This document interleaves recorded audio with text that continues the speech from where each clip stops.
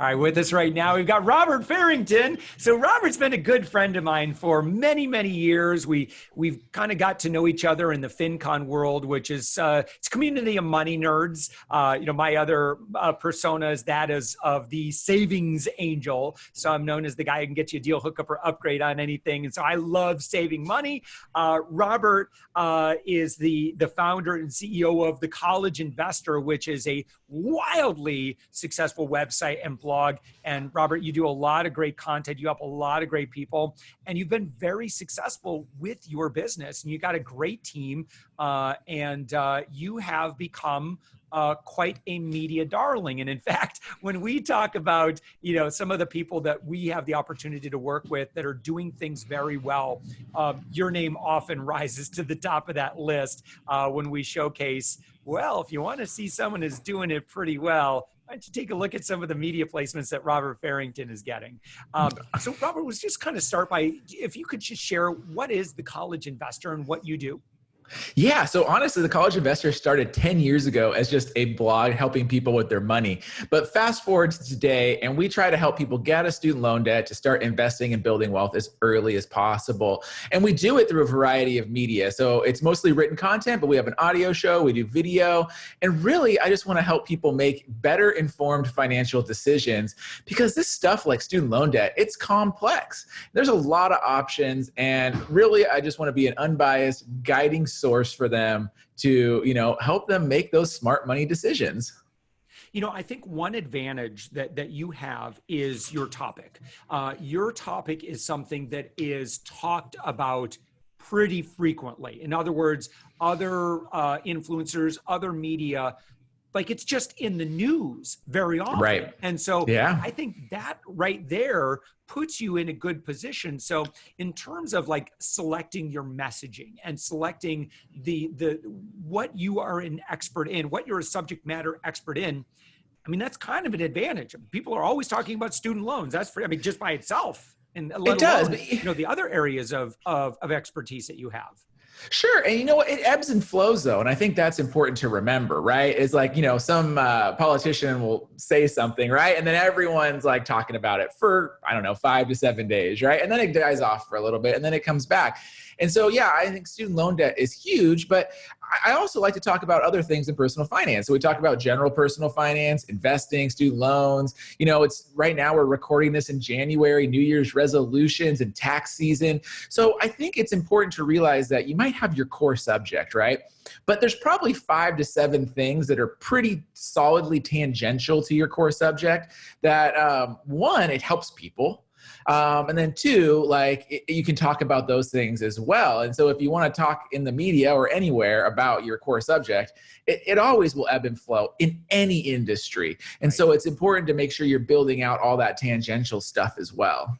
I like what you said, because sometimes, someone might be very niched and there's just not a lot of interest for that very specific one little thing. But if you can kind of rise up a little bit more broadly in your area of expertise and maybe go down a couple of other, become an expert in a few other things, you're always going to be in demand. And so because media are always looking for, oh my gosh, who can talk about this? And if they go, oh, Robert Farrington, Robert knows a lot about, he's like a money guy. He knows about that. And I would imagine you've probably had some media opportunities where you've gotten a request and you'd be like, yeah, I could talk about that.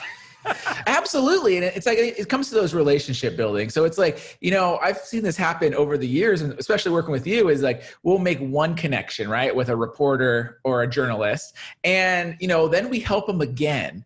And then they're like, wow, like he was helpful twice and he was responsive and it was exactly what I needed. So like, instead of like putting out a query, how about I just email him and see if he can just knock this out in, 20 minutes for me? Because I think we always have to remember, and this is the perspective that I've taken, is that every media person, every journalist, news station, they're just people trying to do their jobs, right? Totally. And if we can help them do their jobs better, easier, faster, well, then we become the source that they want, right? Like everyone has a boss to please and a deadline to meet. And so if you can help them boom, like you're the one that they're going to want to talk to. Yeah. You know, while I have you, I hope I can ask you a couple of SEO questions as related to media. And I'll talk about that in just a second. But I guess one thing I'd love to ask you is, you're already someone that's getting some fairly decent media traction. What do you get out of your relationship in working with our team here at UpMyInfluence?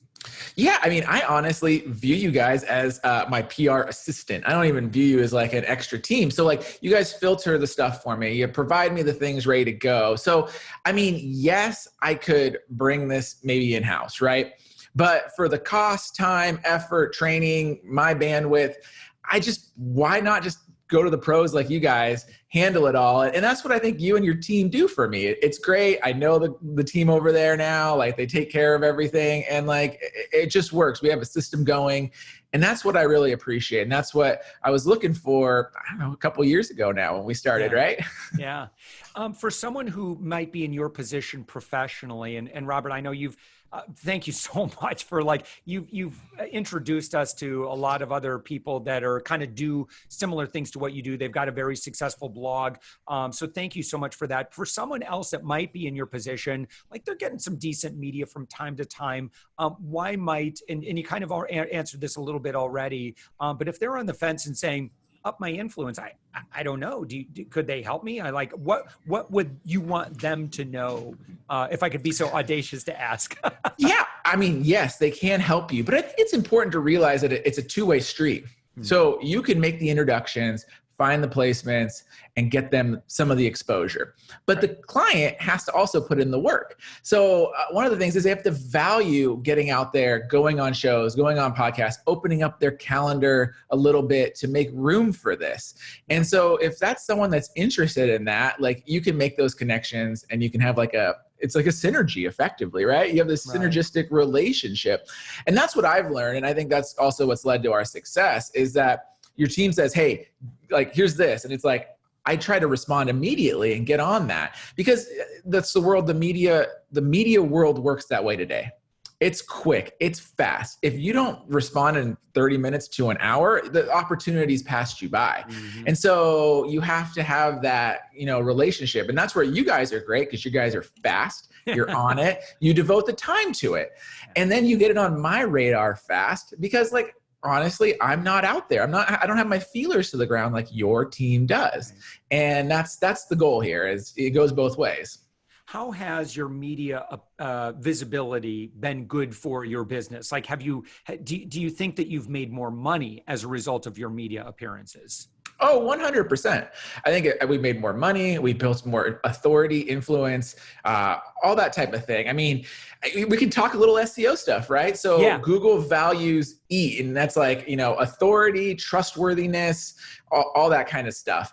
And that's what media placements give you, and going on shows, being a real human being that's on there. Because, you have to realize that there's also scandals that have happened where people try to be fake media celebrities. And those have happened in the last year, where there was like a fake CFP that was going around and trying to get quotes and wasn't even a real CFP. I remember that. Yeah. Yeah. And so, but one thing you can't replicate is getting on with a major news radio network and, being on them, or a major news station, or major publications, because you know what the real publications do? That's not a blog.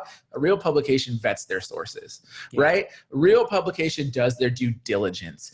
And so that's what you get. And then, honestly, the AI brains of search engines know this, right? Come on now, the world is getting into this thing is I'm probably in some database at Google. Yeah. Oh, everybody's in the database at Google. We are, but Google can put the pieces together and knows that, hey, if you're going to talk to someone about student loans, Robert Farrington is probably one of the top sources. And, there's probably 4 or 5 other people that are really strong in that space. But that's how you build that authority, relevance, trustworthiness, especially when it comes to these topics like your money in your life, right? So Google has put a higher bar on your money in your life topics, because when it comes to health and it comes to money, those can also go the wrong way very quickly. Right. And they're really open to scams, and they're really open to bad stuff. And, building your authority can, set you at a different level in these spaces. Yeah, if you're familiar with the Black Mirror episode Nosedive, where everybody has a score, right? And it follows you around with you wherever you go.